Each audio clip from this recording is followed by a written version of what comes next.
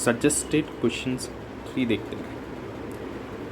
UVW limited एक biopharma company है and the global manufacturer of the select critical care medical product has been sanction the working capital limit, जहाँ पर working capital limit को sanction किया गया है कितने का 5.99 करोड़ का फ्रॉम द नेशनलाइज बैंक से ये सैंक्शन किया गया on the basis of the securities of the current asset को सिक्योर्ड रखते हुए ये किया गया है during the year under the audit, जिस ईयर का ऑडिट किया जा रहा है। जो स्टैट्यूटरी ऑडिटर है UVW लिमिटेड का कंसिडर किया जा रहा है कि जो इन्वेंटरी है वो मटेरियल है to the financial statements and perform the audit procedure, और उसने ऑडिट प्रोसीजर को परफॉर्म किया गया है over the company's financial inventory records, ताकि ये डिटरमाइन कर पाए कि जो एक्यूरेटली रिफ्लेक्ट की जा रही है एक्चुअल इन्वेंटरीज काउंट से, मतलब जो इन्वेंटरीज दिख रही है फाइनेंशियल स्टेटमेंट्स के अंदर वो एक्चुअल इन्वेंटरीज से रिफ्लेक्ट कर रही है, मैच कर रही है, एक्यूरेट है कि नहीं है वो देखने के लिए, and without any major discrepancy, और कोई मेजर डिस्क्रिपेंसीज तो नहीं है ना each class of the inventories के अंदर। What are the reporting requirement, क्या रिपोर्टिंग रिक्वायरमेंट रहती है कारो 2020 के अंदर इस केस के अंदर। तो the auditor report pursuant to the CARO 2020 in respect of the physical verification of the inventory, जब फिजिकल वेरिफिकेशन इन्वेंटरी का किया जाता है एंड जब सेक्शन किया गया है वर्किंग कैपिटल का, उसके अंदर कारो के अंदर 2020 के अंदर क्या रिपोर्टिंग रिक्वायरमेंट रहती है वो हमको यहाँ पर नीचे दिया गया है। नीचे हमने इसको डिस्क्राइब किया गया है following whether the physical verification, जो फिजिकल वेरिफिकेशन है इन्वेंटरी का वो कंडक्ट किया गया है रीजनेबल इंटरवल के टाइम पे by the management, and whether क्या ओपिनियन है ऑडिटर का उस केस के अंदर, क्या मैनेजमेंट ने physical inventory count regular interval पे किया गया है और ऑडिटर का ओपिनियन क्या है उसके अंदर। इसके अंदर ऑडिटर का coverage and procedures of such verifications bye the management is appropriate, कितना कवरेज तक और कितना प्रोसीजर्स लगाते हुए वेरिफिकेशंस किया गया है मैनेजमेंट ने, क्या वो अप्रोप्रिएट है या नहीं है, उसके ऊपर ओपिनियन देना होता है किसको, ऑडिटर को। वेदर एनी डिस्क्रिपेंसी, अगर कोई डिस्क्रिपेंसीज होती है 10% या तो more in an aggregate for each class of the inventory, हर क्लास ऑफ द इन्वेंटरीज के लिए were noticed, and if so whether such discrepancies, अगर होता है तो ये जो डिस्क्रिपेंसीज होती है इसको प्रॉपरली डेल्ट किया गया था in the books of accounts के अंदर, वो भी यहाँ पर हमको बताना पड़ता है। Whether during any point of the time, कभी भी किसी पॉइंट ऑफ टाइम पूरे साल के दौरान में कंपनी ने क्या सेंक्शन किया है working capital limit excess of the 5 crore से ऊपर की in aggregate from the bank and financial institutions on the basis of the security of the current asset, bank और फाइनेंशियल इंस्टीट्यूशन दोनों को मिलाकर क्या एग्रीगेट के अंदर 5 करोड़ से ज़्यादा की वर्किंग कैपिटल लिमिट जो है वो सेंक्शन की गई है। वेदर द क्वार्टरली रिटर्न, क्या क्वार्टरली रिटर्न या तो स्टेटमेंट फाइल किए गए हैं कंपनी के द्वारा with such banks all the financial institutions are in aggregate, क्या वो मिल रहे हैं किससे, बुक्स ऑफ अकाउंट से ऑफ द कंपनी। अगर नहीं मिल रहा है तो डिटेल्स दीजिए कि क्यों नहीं मिल रहे, क्या डिस्क्रिपेंसीज हैं। बी देखते हैं, नरेट द ऑडिट प्रोसीजर्स, बताइए ऑडिट प्रोसीजर जिसको परफॉर्म किया जाएगा ऑडिटर के द्वारा इन ऑर्डर टू एसर्टेन, ये जानने के लिए, ये एसर्टेन करने के लिए कि जो रॉ मटेरियल एंड कंज्यूमेबल्स है वो वैल्यू किया गया है appropriately and as per the general accepted accounting policies and the practices के हिसाब से किया गया है। ऑडिट प्रोसीजर्स जो कि परफॉर्म किया गया है ऑडिटर के द्वारा इन ऑर्डर टू एसर्टेन, ताकि वो एसर्टेन कर पाए कि जो रॉ मटेरियल एंड कंज्यूमेबल्स है वो वैल्यूड किए गए हैं appropriately in accordance with the general accepted accounting policies and the procedures are as under, ये हमको नीचे दिया गया। क्या ऑडिट प्रोसीजर परफॉर्म करनी है वो दिया गया। एसर्टेन करना है what elements of the cost are included, कौन सी कॉस्ट इसके अंदर इंक्लूड की जाएगी। एग्जाम्पल के तौर पर carriage inward, non refundable duties etcetera, ये सारी चीज़ें क्या होती है तो रॉ मटेरियल एंड कंज्यूमेबल्स के वैल्यूएशंस के अंदर आती है, वो अप्रोप्रिएट है कि नहीं है, as per the accepted accounting policies and practice के हिसाब से है या नहीं। उसके अंदर हम क्या देखते हैं, ऑडिट प्रोसीजर लगा के ये देखते हैं कि एज सर्टेन करते हैं कि जो एलिमेंट ऑफ द कॉस्ट है वो इंक्लूड की जा रही है। एग्जाम्पल के तौर पर carriage inward, non refundable duties etcetera, ये सब इंक्लूडेड होती है उसके अंदर। अगर स्टैंडर्ड कॉस्ट यूज की जा रही है तो इंक्वायर कीजिए बेसिस ऑफ द स्टैंडर्ड्स के हिसाब से कि ये जो है इसको कंपेयर किया गया है एक्चुअल कॉस्ट के साथ, एंड अगर कोई वेरिएंस होता है तो उसको कैसे रियलाइज किया गया है, एंड अगर कोई वेरिएंस होता है तो उसको कैसे अगर कोई वेरिएंस होता है तो उसको एनालाइज किया गया है एंड अकाउंटेड किया गया है for the treated in the accounting record, और उसका ट्रीटमेंट कैसे किया गया है अगर वेरिएंस होता है तो उसका स्टैंडर्ड एंड एक्चुअल के हिसाब से अगर कोई वेरिएंस निकलता है तो उसको कैसे ट्रीट किया गया है अकाउंटिंग रिकॉर्ड्स में। टेस्ट चेक करके बताइए cost price used with the purchase invoices received in the month prior to the counting. Follow up लीजिए valuations of all the damage या तो ऑब्सोलेट इन्वेंटरीज का जो भी नोटेड की गई है during the observance of the physical counting with a view to establish a realistic net realisable value. यानी कि अगर कोई डैमेज होता है या तो कोई ऑब्सोल्यूट इन्वेंटरीज निकलती है तो उस केस के अंदर हम कॉस्ट या तो NRV विचेवर इज लोअर के बेसिस के ऊपर वैल्यूएशन करना होता है। तो वो बरोबर से किया गया है या नहीं उसका भी फॉलोअप ले लीजिए। फॉलोअप कीजिए वैल्यूएशंस सारे डैमेज या तो ऑब्स्टिकल या तो ऑब्सोलेट इन्वेंटरीज जो भी नोटेड किया गया है ड्यूरिंग द ऑब्जर्वेशंस। जब भी हमने ऑब्जर्वेशन किया था फिजिकल काउंटिंग के दौरान में अगर कोई ऐसा डैमेज या तो ऑब्सोलेट इन्वेंटरी निकलता है तो उसका वैल्यूएशन बरोबर से किया गया ना, उसको नेट रियलाइजेबल वैल्यू के ऊपर दिखाया गया ना, with the value to be established a realized net value के ऊपर। सी देखते हैं, elucidate the impact on the substantive audit if IT related risk are not mitigated in an automated environment। अगर IT related risk automated environment पे mitigate नहीं हो रहा है, मतलब ख़त्म नहीं हो रहा है, प्रिवेंट नहीं हो रहा है, डिटेक्ट नहीं हो रहा है, तो उस केस के अंदर क्या इम्पैक्ट पड़ेगा। तो impact on the substantive audit, auditor can not rely, auditor rely नहीं करेगा जो भी डेटा उसको मिला जाता है कहाँ से, सिस्टम से, वेर सच रिस्क एग्जिस्ट, अगर ये रिस्क एग्जिस्ट करता है तो जो भी डेटा उसको मिलता है सिस्टम से उसके ऊपर ऑडिटर रिलाई नहीं करेगा। दिस मीन्स दैट, इसका मतलब कि जो भी सारे फॉर्म्स ऑफ द डेटा है, इन्फॉर्मेशन है, रिपोर्ट्स हैं जो भी ऑब्टेन किए गए हैं सिस्टम से पर्पस ऑफ द ऑडिट के लिए, हैव थॉरली टेस्टेड, मतलब उसको थॉरली टेस्ट करना पड़ेगा, एक एक चीज़ों को डिटेल में देखना पड़ेगा, and corroborated for the completeness and accuracy, and corroborate करना पड़ेगा, मतलब मिलाना पड़ेगा, देखना पड़ेगा कि ये कंप्लीट है, ये एक्यूरेट है। The auditor will be required to obtain, auditor को ज़रूरी होगा कि वो ऑब्टेन करे मोर ऑडिट एविडेंस, ज़्यादा ऑडिट एविडेंस ले, एंड परफॉर्म करे additional audit work. The nature of the related party relationship and the transactions में इन सम सर्कमस्टेंसेस, थोड़े सर्कमस्टेंसेस के अंदर राइज करता है high risk of the material misstatement, जहाँ पर ये रिलेटेड पार्टी का रिलेशनशिप एंड ट्रांजेक्शन एक्सिस्ट करता है, थोड़े सर्कमस्टेंसेस के अंदर वहाँ पर ज़्यादा risk of the material misstatements होने के चांसेस होते हैं of the financial statement than the transactions with unrelated party. अगर अनरिलेटेड पार्टी इसमें कम होता है रिस्क, यहाँ पर अगर रिलेटेड पार्टीज के साथ रिलेशनशिप एंड ट्रांजेक्शन जो होते हैं अगर उनके साथ किए गए होते हैं तो उसके अंदर high risk of the material misstatements होता है फाइनेंशियल स्टेटमेंट्स को लेकर। एक्सप्लेन करके बताइए with the help of the example, example के साथ आप एक्सप्लेन करके बताइए। Many related party transactions are in the normal course of the business, बहुत सारे रिलेटेड पार्टी के ट्रांजेक्शन जो होते हैं वो normal course of the business के अंदर किए जाते हैं। इस सर्कमस्टेंसेस के अंदर they may carried no high risk of the material misstatements on the financial statement. इस केस के अंदर अगर आप जो भी ट्रांजेक्शन्स करोगे normal course of the business के अंदर अगर आप कर रहे हो रिलेटेड पार्टीज के साथ तो उसके अंदर कोई high risk of the material statements नहीं होता on the financial statements. Then the similar transaction with the unrelated party, अगर जो अनरिलेटेड पार्टी के साथ करोगे तो उससे उसके जैसे ही होते हैं, यहाँ पर सिमिलर होते हैं, कोई भी ज़्यादा रिस्क नहीं होता अगर नॉर्मल कोर्स में किया जाए तो। हाउएवर, लेकिन फिर भी जो nature of the related party relationship and the transactions होता है में इन सम सर्कमस्टेंसेस, थोड़े सर्कमस्टेंसेस के अंदर राइज करता है high risk of the material misstatement of the financial statement than the transactions with the unrelated party. Example के तौर पर अगर हम लोग देखें तो रिलेटेड पार्टीज में ऑपरेट, रिलेटेड पार्टी को ऑपरेट किया जा रहा है अगर through an extensive and the complex range of the relationship and the structure, बहुत ही कॉम्प्लेक्स एंड कैसा एक्सटेंसिव रिलेशनशिप बनाया जा रहा है रिलेटेड पार्टी के साथ, ऐसा स्ट्रक्चर कॉम्प्लेक्स क्रिएट किया जा रहा है जिसकी वजह से पता ही ना लग पाए कि ये रिलेटेड पार्टी है, with the correspondent increase in the complexity of the related party transactions, तो उस केस के अंदर यहाँ पर high risk of the material misstatement हो सकता है। इन्फॉर्मेशन सिस्टम में भी इनइफेक्टिव, इन्फॉर्मेशन सिस्टम इनइफेक्टिव हो जा रहा है आइडेंटिफाइड करने के लिए या तो समराइज करने के लिए transactions and outstanding balance between the entity and उसके रिलेटेड पार्टी। कौन एंटिटी जो है कौन सी एंटिटी जो है वो रिलेटेड पार्टी है, कौन सी एंटिटी जो है वो रिलेटेड पार्टी है और कौन सी एंटिटी अनरिलेटेड पार्टी है, उसके बिटवीन में वो आइडेंटिफाइड ही नहीं कर पा रहा है सिस्टम्स, वो इनइफेक्टिव हो रहा है कि कौन सा ट्रांजेक्शन जो है, कौन सा आउटस्टैंडिंग बैलेंस जो है वो रिलेटेड है या तो वो अनरिलेटेड है। एंटिटीज़ एंड उसके रिलेशनशिप को आइडेंटिफाइड नहीं किया जा रहा है सिस्टम से द्वारा।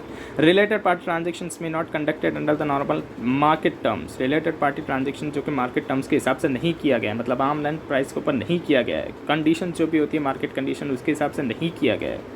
तो उस केस के अंदर में यहाँ पर क्या होता है, high risk of the material misstatements होता है। फॉर एग्जांपल, अगर एग्जांपल के तौर पर देखें तो हम सम रिलेटेड पार्टी ट्रांजेक्शन से होता है वो कंडक्ट किया जाता है with no exchange for the consideration, मतलब दे दिया लेकिन उसके बदले में कंसिडरेशन को रिसीव नहीं किया गया, तो ये भी हाई रिस्क ऑफ द यहाँ पर भी हाई रिस्क होता है किसका, यहाँ पर भी high risk of the material misstatements होता है।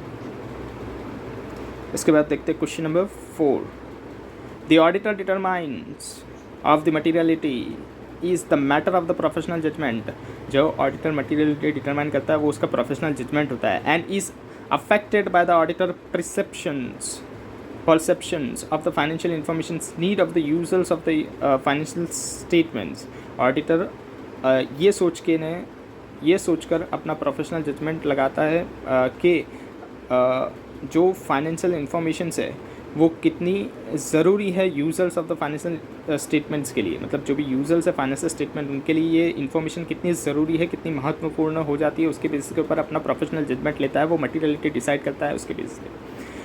व्हाट आर द अजम्पशंस, कौन से अजम्पशंस हैं जो ऑडिटर रीजनेबली बनाता है in respect of the user of the financial statements. Auditor determine करता है कि materiality matters the professional judgement, materiality जो है वो matter of the professional judgement है, and is affected by the auditor perceptions of the financial informations need the users of the financial statements.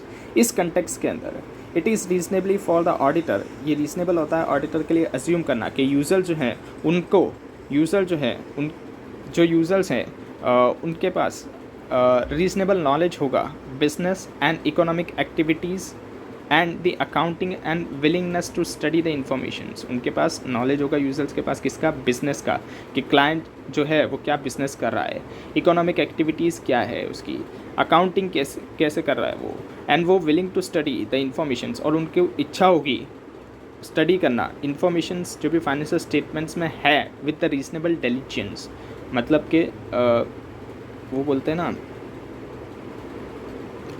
मतलब कि अच्छे से वो लोग इस इंफॉर्मेशंस को क्या करेंगे, स्टडी कर रहे हैं, ऐसा उनका विलिंग होगा कि वो स्टडी करेंगे इस फाइनेंशियल इंफॉर्मेशन जो भी दी जा रही है, प्रोवाइड की जा रही है, रीजनेबल डिलीजेंस के साथ वो लोग स्टडी करेंगे। Understand the financial statements are prepared, उनके पास ये अंडरस्टैंडिंग होगी कि जो financial statement prepare and present किए जा रहे हैं एंड जो ऑडिट किए जा रहे हैं वो लेवल ऑफ द मटीरियलिटी को बेस रखते हुए किए जा रहे हैं, मतलब मटीरियलिटी के बेसिस के ऊपर यहाँ पर financial statements prepare, present and audit किए जा रहे हैं। Recognize the uncertainties inherent in the measurement of the amounts based on the use of the estimates, judgment and considerations of the future events। जो भी अनसर्टेनिटी इनहेरेंट है, मतलब जो भी जिसको हम लोग निकाल नहीं सकते हैं, recognize the uncertainty inherent in the measurement of the amount based on the use of the estimate, वहाँ पर estimates लगाए गए हैं, judgment लगे गए हैं, and considerations of the future event, और फ्यूचर इवेंट्स को कंसिडर किया गया है। ऐसी सारी चीज़ें यहाँ पर होती है फाइनेंशियल स्टेटमेंट्स के अंदर, एस्टिमेट्स लगाए जाते हैं, जजमेंट लगाया जाता है, उसके बेसिस के ऊपर फाइनेंशियल स्टेटमेंट को प्रिपेयर किया जाता है। Make the reasonable economic decision on the basis of the information in the financial statements, और रीजनेबल इकोनॉमिक डिसीजन लेंगे वो लोग किसके बेसिस के ऊपर, जो भी इंफॉर्मेशन फाइनेंशियल स्टेटमेंट्स के अंदर दी गई है उसके बेसिस के ऊपर। Make the reasonable economic decision, वो लोग रीजनेबल इकोनॉमिक डिसीजन लेते हैं on the basis of the information जो कि फाइनेंशियल स्टेटमेंट्स के अंदर दी गई है उसके बेसिस पे। बी देखते हैं, how is the short term borrowings disclosed in the financial statement as required under the part 1 schedule 3 of the companies act 2013। कैसे ये जो शॉर्ट टर्म बोरोइंग्स है इसको डिस्क्लोज किया जाएगा in the financial statement as required under the as required in the part 1 schedule 3 of the companies act 2000। Answer देखते हैं, तो शॉर्ट टर्म बोरोइंग्स जो होता है उसको क्लासीफाइड किया जाता है as loan repayable on demand, bank से हो सकता है या तो फ्रॉम द अदर पार्टीज से हो सकता है, loan and the advances from the related parties, deposits, other loans and the advances अगर स्पेसिफाइड नेचर की होती है तो। बोरोइंग सेल फर्दर भी सब क्लासीफाइड, बोरोइंग को और सब क्लासीफाइड किया जा सकता है सिक्योर्ड, अनसिक्योर्ड के अंदर। नेचर ऑफ द सिक्योरिटी जो होती है वो स्पेसिफाइड की जाती है सेपरेटली ईच केस के अंदर। वेर जहाँ पर लोन जो होती है वो गारंटीड की जाती है डायरेक्टर या तो अदर्स के द्वारा, तो aggregated amount of such loan under each head shall be disclose, aggregated amount को डिस्क्लोज करना पड़ता है लोन की हर हेड के अंदर, period and the amounts of the default as on the balance sheet date in the repayment of the loan and the interest shall be specified separately in each case. Period and amount of the default balance sheet date पे repayment के अंदर and उसका interest कितना है उसको भी separately हमको हर case के अंदर बताना पड़ता है. Current maturity of the loan, current maturity of the long term borrowings shall be disclose separately. Current maturity जो होता है लॉन्ग टर्म बोरोइंग्स का उसको भी सेपरेटली डिस्क्लोज करके बताना पड़ता है. सी देखते हैं. Discrepancies in the accounting records, including the transactions that are not recorded in the complete or timely manner or are improperly recorded as to the amount, accounting period, classifications or the entity policies is one of the circumstances that indicate the possibilities of the fraud. यहाँ पर अगर कुछ ऐसा कुछ होता है तो वो हो सकता है कि फ्रॉड के दायरे में आ जाए. मतलब हो सकता है यहाँ पर फ्रॉड हो सकता है. क्या क्या चीज़ होती है? अगर improper records of the amount हो रहा है, अकाउंटिंग पीरियड, क्लासिफिकेशंस, एंटिटी के पॉलिसीज़, ये हमको बता रहा है कि पॉसिबल हो सकता है कि यहाँ पर फ्रॉड हो सकता है. Give the 4 other examples. और 4 एग्जाम्पल दे के बताइए डिस्क्रिपेंसीज को लेकर इन the accounting record which indicates the possibilities of the fraud. उसने ये एग्जाम्पल्स तो दे ही दिए. क्या एग्जाम्पल दे दिए? कि जो ट्रांजेक्शन्स रिकॉर्ड नहीं किए जाते कम्प्लीटली टाइमली मैनर के अंदर, या तो इम्प्रॉपर रिकॉर्डिंग की जाती है अमाउंट के, ये सब तो हमको बता ही रहा है कि ये सब पॉसिबिलिटीज़ ऑफ द फ्रॉड के अंदर आता है. कि यहाँ पर हमको लग सकता है कि डिस्क्रिपेंसीज अकाउंटिंग रिकॉर्ड्स के अंदर है जिसकी वजह से पॉसिबिलिटीज़ ऑफ द फ्रॉड हो सकता है. ये तो उसने दे दिया, हमको इसके अलावा के देने हैं तो वो देखते हैं यहाँ पर. The following are the other example discrepancies in the accounting record which indicates the possibilities of the fraud. नीचे दिए गए अदर एग्जाम्पल्स है जिसकी वजह से हो सकता है कि पॉसिबिलिटी ऑफ द फ्रॉड हो अगर डिस्क्रिपेंसीज अकाउंटिंग रिकॉर्ड में होती है. तो अनसपोर्टेड या तो unauthorise balance of the transactions. Unsupported या अनऑथोराइज बैलेंस या तो ट्रांजेक्शन्स, अनसपोर्टेड या तो अनऑथोराइज बैलेंस या तो ट्रांजेक्शन होता है तो उसकी वजह से discrepancies in the accounting records की वजह से पॉसिबिलिटीज ऑफ द फ्रॉड हो सकता है. Last minute adjustment that significantly affect the financial result. छेले के दरमियान में, मतलब 31 मार्च के टाइम पर लास्ट मिनट में एडजस्टमेंट जो भी किए जाते हैं वो भी बताता है कि यहाँ पर सिग्निफिकेंटली अफेक्ट हो सकता है फाइनेंशियल रिजल्ट. सिग्निफिकेंटली अफेक्ट की मतलब यहाँ पर पॉसिबिलिटीज़ ऑफ द फ्रॉड हो सकता है अगर लास्ट मिनट एडजस्टमेंट किए जाते हैं सिग्निफिकेंटली जो अफेक्ट करेंगे फाइनेंशियल रिजल्ट को. तो evidence of the employees access to the systems and the records in consistent with that necessary to perform their authorise duties. ऐसा कोई एविडेंस मिलता है कि जो एम्प्लॉयज़ है वो सिस्टम को एसेस कर रहे हैं एंड रिकॉर्ड कर रहे हैं in consistence with the necessary to perform their authorise duty. उनकी जो ड्यूटीज़ है उसकी ड्यूटीज़ के बियॉन्ड जाकर वो लोग चीज़ें कर रहे हैं, सिस्टम को एक्सेस कर रहे हैं. मतलब उनको एक्सेस कुछ दिया गया होता है और वो उससे भी बियॉन्ड जाकर सिस्टम्स के अंदर एक्सेस कर रहे हैं या तो इनकन्सिस्टेंसीज को रिकॉर्ड कर रहे हैं. तो उस वजह से भी हमको लग सकता है कि यहाँ पे पॉसिबिलिटीज़ ऑफ द फ्रॉड हो सकता है. टिप्स या तो complaints to the auditor about the alleged fraud. मतलब फ्रॉड हुआ नहीं है लेकिन हो सकता है यहाँ पर फ्रॉड होगा, ऐसी कोई टिप्स या तो कंप्लेंट्स मिलती है ऑडिटर को तो वो भी दर्शाता है कि यहाँ पर क्या है पॉसिबिलिटीज़ ऑफ द फ्रॉड हो सकता है. डी देखते हैं. The nature of the comparative informations that is presented in the entity's financial statements depend on the requirement of the applicable FRF. There are two broad approach to the auditor's reporting responsibilities in respect of such comparative informations. Mention those two approaches and also mention the essential audit reporting differences between the two. जो nature होता है comparative informations का वो present किया जाता है entities के financial statements में. ये डिपेंड करता है कि रिक्वायरमेंट एप्लीकेबल एफआरएफ की क्या है.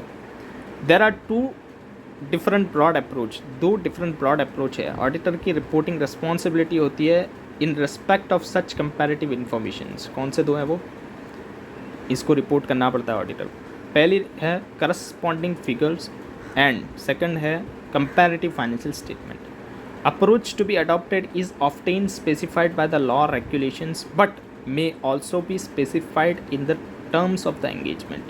ये जो भी अप्रोच है ये स्पेसिफाइड लॉ रेगुलेशंस के हिसाब से एंटिटी लगा रही होती है बट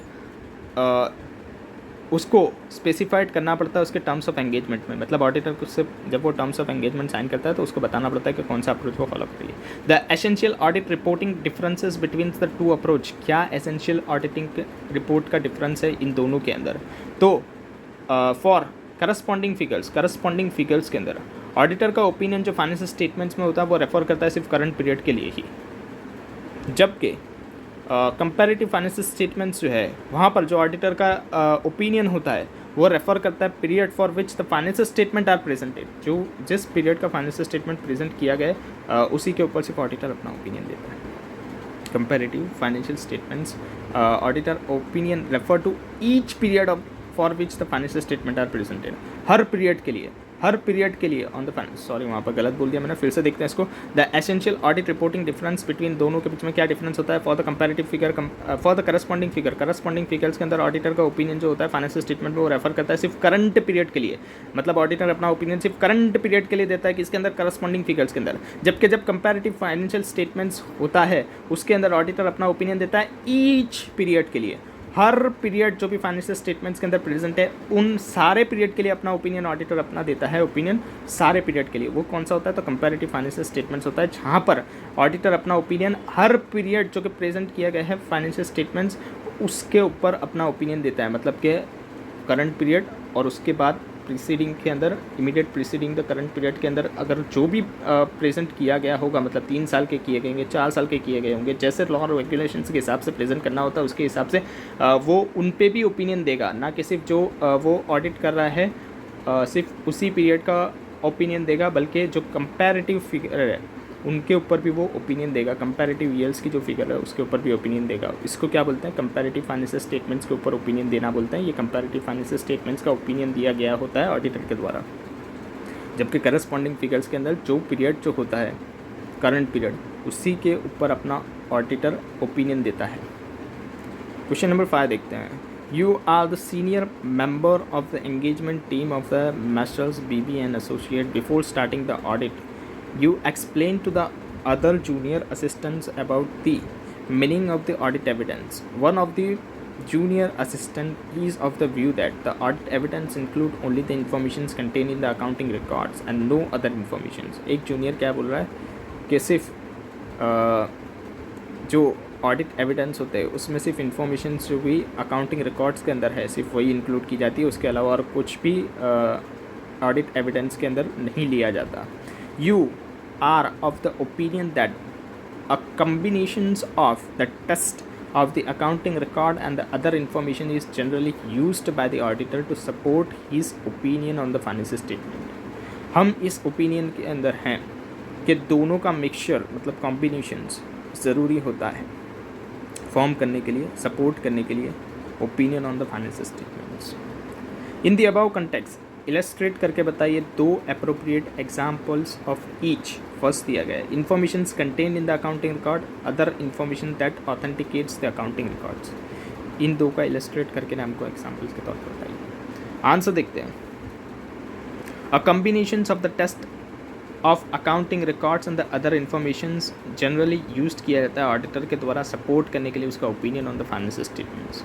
इन्फॉर्मेशन जो भी कंटेन किया जाता है इन the accounting records, accounting records के अंदर क्या क्या चीज़ें आती है, तो जो भी records initial accounting entries and supporting records such as the cheques and the records of the electronic fund transfer, ये सब किसके अंदर आती है, इनिशियल अकाउंटिंग एंट्री, ये सब किसके अंदर आती है, ये सब आती है अकाउंटिंग रिकॉर्ड्स के अंदर। इन्वॉइसेस अकाउंटिंग रिकॉर्ड्स के अंदर आते हैं, कॉन्ट्रैक्ट्स अकाउंटिंग रिकॉर्ड्स के अंदर आते हैं, general and subsidiary ledgers, general entries and the other adjustment to the financial statements that are not reflected in the general entries, मतलब डिस्क्लोजर, ये सब किसके अंदर आते हैं, अकाउंटिंग रिकॉर्ड्स के अंदर आते हैं। Records such as the work sheet, Excels में एक्सेल बना दी, spread sheets, support cost allocations, computations, reconciliations and disclosures, ये सब किसके अंदर आते हैं, अकाउंटिंग रिकॉर्ड्स के अंदर आते हैं। अदर इन्फॉर्मेशंस जो ऑथेंटिकेट करती है कि जो अकाउंटिंग रिकॉर्ड्स है and also supports the auditor's rationale behind the true and the fair presentations of the financial statement। जो भी अदर इन्फॉर्मेशंस है जहाँ पर ऑथेंटिकेट किया जाता है अकाउंटिंग रिकॉर्ड्स को एंड वो सपोर्ट भी करती है ऑडिटर के rational behind the true and the fair presentations के। ऑडिटर को ये दिलासा हो जाता है कि true and the fair presentation किया गया है फाइनेंशियल स्टेटमेंट्स में। ये अदर इन्फॉर्मेशन जो होती है ये यूज़ की जाती है एज एन ऑडिट एविडेंस। इसके अंदर इंक्लूड किया जाता है कौन सा, minutes of the meetings, WR return conformations from the trade receivables and the trade payables. मतलब ये जो रिटर्न कन्फर्मेशंस होता है किसके पास से लिया जाता है, ये trade receivables and trade payables के पास से लिया जाता है, डेटर्स एंड क्रेडिटर्स के पास। Manual containing the details of the internal controls, internal control कैसे वर्क करते हैं उसका मैनुअल्स होता है, ये सब क्या होती है अदर इन्फॉर्मेशंस के अंदर आता है। ऑडिटर को दोनों कॉम्बिनेशन लेने पड़ते हैं ताकि वो अपनों खुद को दिलासा दे पाए कि हाँ true and the fair presentations किया गया है फाइनेंशियल स्टेटमेंट्स। बी देखते हैं, the auditors report shall include, auditor की रिपोर्ट के अंदर इंक्लूड किया जाता है sections with the heading responsibility of the management for the financial statements. Brief descriptions करके बताइए about the management responsibility, management की क्या रिस्पॉन्सिबिलिटी होती है in the audit report, audit report के अंदर जो हम डालते हैं वो। एज इट हेल्प्स, ये हेल्प करेगा एक्सप्लेन करने के लिए यूजर्स को premise on which an audit is conducted, कि ऑडिट इस बेसिस के ऊपर कंडक्ट किया गया है। Also state that the requirement specified in the standard on the auditing 210 के हिसाब से for the audit to agree the management responsibilities. Responsibilities of the management for the financial statement sections. The auditor report shall describe, auditor की report में management की responsibility describe की जाती है। For the preparation of the financial statement in accordance with the applicable FRF, पहली responsibility क्या है कि मैनेजमेंट आप ही प्रिपेयर करोगे फाइनेंशियल स्टेटमेंट्स FRF के हिसाब से। सच internal controls as the management determines is necessary to enable the preparations of the financial statement। उसके लिए जो internal controls बनाने पड़ेंगे वो internal controls भी आप ही बनाओगे मैनेजमेंट फाइनेंशियल स्टेटमेंट्स को लेकर, that are free from the material misstatements, और वो internal control फ्री होंगे material misstatements को लेकर। मतलब जो फाइनेंशियल स्टेटमेंट्स है वो फ्री होंगे फ्रॉम द मटीरियल मिसस्टेटमेंट्स, चाहे वो फ्रॉड या तो एरर से हो सकता है। मिस स्टेटमेंट्स किससे होता है, मटीरियल फ्रॉड या तो एरर से।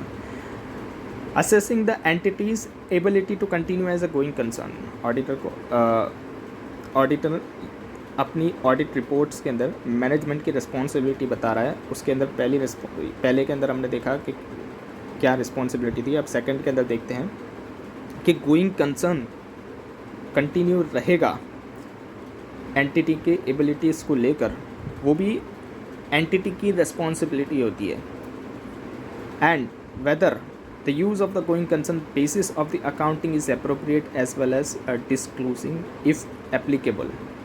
और एंटिटी गोइंग कंसर्न के बेसिस पे अपना अकाउंटिंग कर रही है तो एंटिटी के पास ऐसा पुरावा होना चाहिए कि हाँ भाई हम गोइंग कंसर्न के हिसाब से अकाउंट प्रिपेयर करेंगे। इफ़ एप्लीकेबल, अगर गोइंग कंसर्न खतरे में होता है तो फिर उसके अंदर क्या करना पड़ता है, हमको मेथड को चेंज करना पड़ता है लिक्विडेशन बेसिस के ऊपर, फिर उसमें अकाउंटिंग करना पड़ता है। The explanations of the management responsibility for assessment shall include the descriptions of when the use of the going concern basis of the accounting is appropriate. Explanations लेना पड़ेगा मैनेजमेंट से कि उसकी रिस्पॉन्सिबिलिटी है असेस करने का, मतलब ये देखने का कि हाँ भाई गोइंग कंसर्न खतरे में नहीं है, use of the going concern basis पे अकाउंटिंग किया गया है वो एप्रोप्रिएट है, मतलब वो सही है। ऐसे 210 रिक्वायर्ड करता है ऑडिटर को कि एग्री कराइए मैनेजमेंट की responsibility in the engagement letter. Engagement letter के अंदर आप मैनेजमेंट से उनकी रिस्पॉन्सिबिलिटी ले लीजिए और the other suitable forms of the return agreement, या तो कोई other suitable form of the return agreement होता है उसके अंदर उनकी रिस्पॉन्सिबिलिटी आप कंफर्म करा लीजिए। ऐसा कौन बोलता है, 210 बोलता है।